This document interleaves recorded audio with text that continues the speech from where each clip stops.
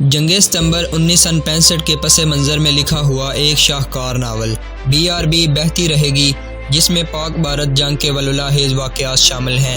Novel شروع کرنے سے پہلے آپ سے گزارش ہے کہ ہمارے چینل ورلڈ آف ناول کو سبسکرائب کیجئے اور بیل آئیکن کو پریس کیجئے تاکہ ہر آنے والی ویڈیو آپ تک بآسانی پہنچ سکے۔ اس نے ہاجرہ کو آواز دی مگر جواب نہ ملا۔ وہ رینگنے لگا، اس کا خون تیزی سے بہہ رہا تھا، حلق میں کانٹے چبھ رہے تھے۔ ہاجرہ تک پہنچنے کے لیے اسے 20-25 گز رینگنا پڑا۔ اسے یوں محسوس ہو رہا تھا جیسے ٹانگ جسم سے الگ ہو گئی ہو، لیکن اس نے اپنے زخم کو دیکھنے کی کوشش نہ کی۔ وہ ہاجرہ کے پاس بیٹھ گیا۔ ہاجو، اس نے ہاجرہ کو بلایا، پھر ہلا کر بلایا، ہاجو بیٹی۔ ہاجرہ بے ہوش تھی۔ اکبر علی نے دیکھا کہ ہاجرہ کی پیشانی سے خون بہہ رہا تھا۔ ہیبت ناک زخم بازو کا تھا جہاں سے ریوالور کی گولی پار ہو گئی تھی۔ اس زخم کی راہ اس کے جسم کا سارا خون بہہ گیا تھا۔ ڈائنامٹ کی تار ابھی تک ہاجرہ کے دانتوں میں جکڑا ہوا تھا۔ اکبر علی نے تار اس کے دانتوں سے نکالا۔ ذرا پرے افضال کی لاش پڑی تھی۔ اکبر علی نے سوچا کہ زور زور سے پکارے، شاید کوئی مدد کے لیے آن پہنچے، لیکن وہ اس خیال سے چپ رہا کہ بھارتی جاسوس کہیں قریب ہی نہ ہوں۔ اس نے ریوالور نکال لیا۔ وہ ہاجرہ کو زندہ رکھنا چاہتا تھا۔ اس نے ہاجرہ کو اس ارادے سے بازو پر اٹھا لیا کہ اسے سڑک تک لے جا سکے، لیکن وہ اٹھ تو سکتا نہیں تھا۔ اس نے بیٹھے بیٹھے سرکنے کی کوشش کی، مگر کولہے کے گہرے زخم اور خون کی مخلق کمی نے اسے 1 انچ بھی سرکنے نہ دیا۔ وہ بے بس ہو گیا۔ اسے یاد آیا کہ برما فرنٹ پر وہ ایک بار گپتا کو شدید زخمی حالت میں کندھوں پر اٹھا لایا تھا، مگر آج اس کی ٹانگ کا رشتہ ہی جسم سے ٹوٹ گیا تھا۔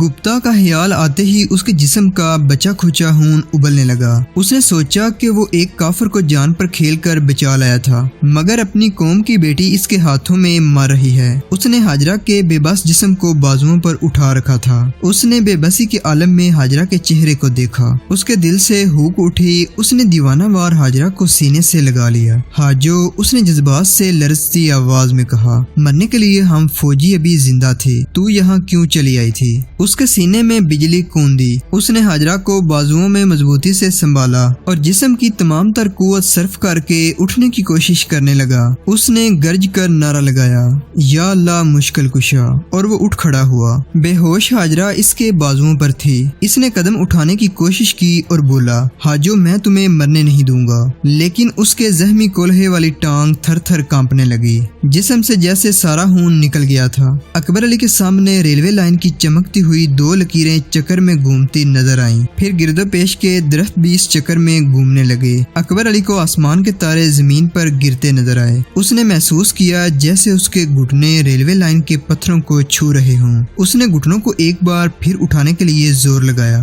ساتھ ہی ہاجرہ کو بازوؤں میں اور مضبوطی سے سنبھال لیا، مگر اس کی آنکھوں تلے اندھیرا چھا گیا۔ وہ دڑام سے گرا اور بے ہوش ہو گیا۔ اس کا حوالدار گاڑی گزر جانے کے بعد اس کے گھر گیا، لیکن اس کے دروازے پر تالا لگا ہوا تھا۔ وہ بہت دیر دفتر میں اس کا انتظار کرتا رہا، لیکن رات گزرتی چلی گئی اور وہ نہ آیا۔ سحر کی تیرگی چھٹ رہی تھی جب 2 دیہاتیوں نے تھانے میں اطلاع دی کہ ریلوے لائن کے قریب 3 لاشیں پڑی ہیں۔ تھانے دار چند کانسٹیبلوں کو لے کے وہاں گیا۔ وہ صرف اکبر علی کو پہچانتا تھا اور اس سے معلوم تھا کہ اکبر علی یہاں کیا کرنے آیا ہوگا، لیکن اسے یہ معلوم نہ تھا کہ ریلوے لائن کے نیچے کہیں ڈائنامٹ رکھا ہوا ہے۔ اس نے دیکھا اکبر علی اور ہاجرہ کی نبضیں مری مری چل رہی تھی اور افضال مر چکا تھا۔ پولیس دونوں کو اور افضال کی لاش کو ہسپتال اٹھا لے گئی۔ کیپٹن طارق کو اطلاع دے دی گئی۔ وہ دوڑتا ہسپتال پہنچا۔ وہاں سے تھانے جا کر اس نے اپنے ہیڈ کوارٹر کو فون کیا۔ 2 گھنٹے تک ملٹری پولیس کے 2 افسر پہنچ گئے۔ اکبر علی اور ہاجرہ کو خون دیا جا رہا تھا، لیکن وہ ابھی تک بے ہوش تھے۔ تھانے دار کی نشاندہی پر ملٹری پولیس کے افسر ریلوے لائن کے قریب اس مقام پر پہنچے جہاں سے اکبر علی اور ہاجرہ کو اٹھایا گیا تھا۔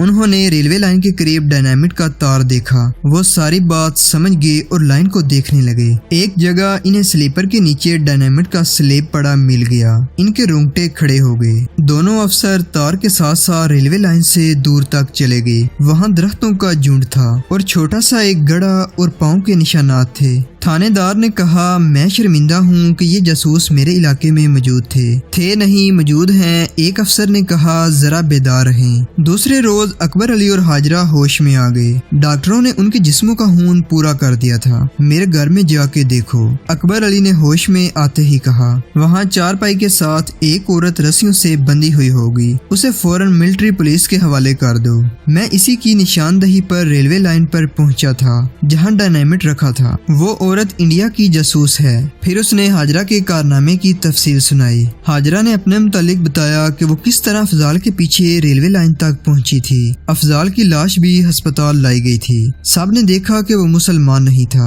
हाजरा के मुतालिक उसके घर वालों को सुबह के वक्त पता चल गया था कि वो अस्पताल में पड़ी है। इकबाल के माँ बाप अस्पताल पहुंचे। जब हाजरा अस्पताल से अच्छी भली होके निकली तो जंग खत्म हो चुकी थी। इकबाल सेहतयाब होके घर आ गया था और वो बदस्तूर बेनाई से महरूम था।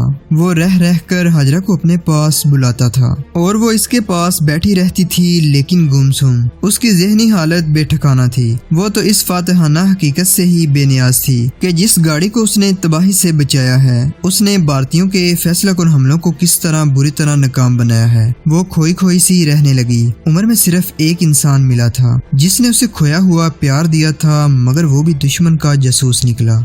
हाजरा को कोई बुलाए तो बोलती थी, वरना बैठी हलाओं में घूरती रहती थी। घर वालों ने उसे बहुत बड़ा इनाम दिया, वो ये कि उन्होंने घर में एक अधेड़ उम्र मुलाजमा रख ली और हाजरा को कहा कि वो घर के कामकाज की सिर्फ देखभाल किया करे। उन्होंने उसकी हैसियत भी और तनख्वाह भी ज्यादा कर दी, लेकिन सबसे बड़ा इनाम उसे इकबाल ने दिया। एक रोज इकबाल ने उसे कमरे में बुलाया तो वो उसके पास जा खड़ी हुई। कमरे में और कोई नहीं था। उसने हाजरा को अपने पास बिठा लिया। हाजो, इकबाल ने कहा, तुमने मुझे कहा था मेरी आंखें ले लो ना इकबाल जी। उसने कहा, मैं तो अब भी कहती हूँ, मालूम नहीं तुम क्यों मेरी आंखें नहीं लेते। क्योंकि मुझे तुमसे मोहब्बत है हाजो। इकबाल के आंसू निकल आए और वो चुप हो गया। हाजरा सुन सी हो गई। इकबाल ने बेताबाना कहा, मुझे आंखें नहीं चाहिए हाजो, मुझे तुम्हारा सहारा चाहिए उम्र भर के लिए। मैं तुमसे शादी करना चाहता हूँ। अंधे का प्यार कबूल करोगी हाजो? मजबूर नहीं करूँगा, तुम मेरी रूह की आंखें हो हाजो। आह, किस कदर बेबसी थी इकबाल की इल्तिजा में। एक वो वक्त था कि उसने हाजरा की आबरू को 2 रुपए में खरीदना चाहा था और आज ये घड़ी कि उससे मोहब्बत और सहारे की भीख मांग रहा था। हाजरा ने भी दुनिया वालों से प्यार की भीख मांगी थी। वो जानती थी प्यार के प्यासों का क्या हाल होता है। उसने सोचा, क्या कोई अच्छी भली लड़की इकबाल को कबूल करेगी? क्या कोई माँ अपनी बेटी को किसी अंधे से ब्याह देगी? उसके आंसू बह निकले। उसने दुपट्टे का आंचल थामा और इकबाल के आंसू साफ कर डाले। और 15 रोज बाद वजीराबाद में यह खबर आग की तरह फैल गई कि चौधरी करामत अली के बेटे ने अपनी नुकरानी के साथ शादी कर ली है। अगर ये शादी आम हालात में होती तो लोग 100 बातें बनाते, लेकिन सब जानते थे कि इकबाल के माँ बाप ने अपनी नुकरानी को क्यों बहू बना लिया है। लेकिन बारात कहाँ से जाती, डोली कहाँ से उठती, इस कमी को अकबर अली ने महसूस किया था। वो अस्पताल से फारिग होकर अक्सर इकबाल के पास जाया करता था। उसकी एक टांग रिवाल्वर की गोली लगने से हाथसी कमजोर हो गई थी। बलाई जोड़ पूरी तरह काम नहीं कर रहा था। वो लंगड़ा कर चलता था। उसे जब पता चला कि इकबाल हाजरा के साथ शादी कर रहा है तो वो बहुत ही खुश हुआ था। लेकिन हाजो बेटी की डोली तो किसी आंगन से उठनी चाहिए। उसने बेसाख्ता कहा था, इकबाल मियाँ,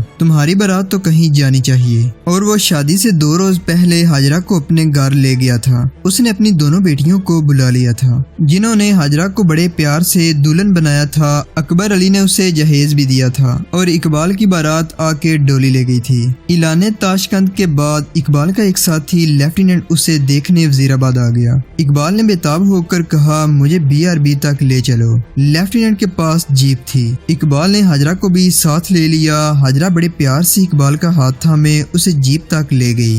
जीप बैदिया सेक्टर में BRB के किनारे जा रुकी। वहाँ अब खामोशी थी। बंगालियों के नारे और उनकी ललकार, उनके जज्बे और पाकिस्तान की आन पर मर मिटने के अज़म ताशकंद की मट्टी में दफन हो चुके थे। मैदान में जीती हुई बाजी मेज पर हार दी गई थी और जंग सितंबर एक बेमकसद जंग बना दी गई थी। इकबाल हाजरा के कंधे पर हाथ रखे खड़ा रहा था, जैसे उसे अभी किसी बंगाली की आवाज सुनाई देगी। फिक्र नहीं साहिब, दुश्मन आगे नहीं आ सकेगा। मगर वहाँ जहाँ खामोशी थी वहाँ अब कुछ भी नहीं था।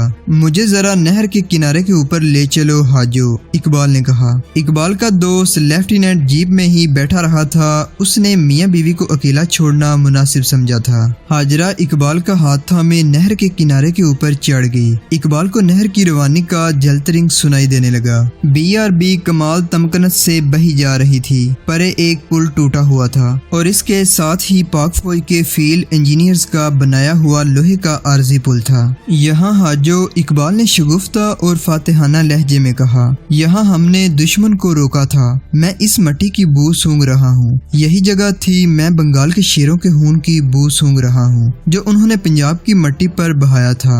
BRB बह रही है ना? उसने हाजरा को कंधों से झंझोड़ कर पूछा। बताओ ना हाजो, BRB बह रही है ना? हाँ इकबाल जी, हाजरा बोली। नहर बह रही है, तुम देख नहीं रहे? लेकिन हाजरा के दिल से दर्द की ठेस उठी जैसे किसी ने हंजर मार दिया हो। उसने बोले से कह दिया था, तुम देख नहीं रहे। वो भूल गई थी कि इकबाल देख नहीं सकता।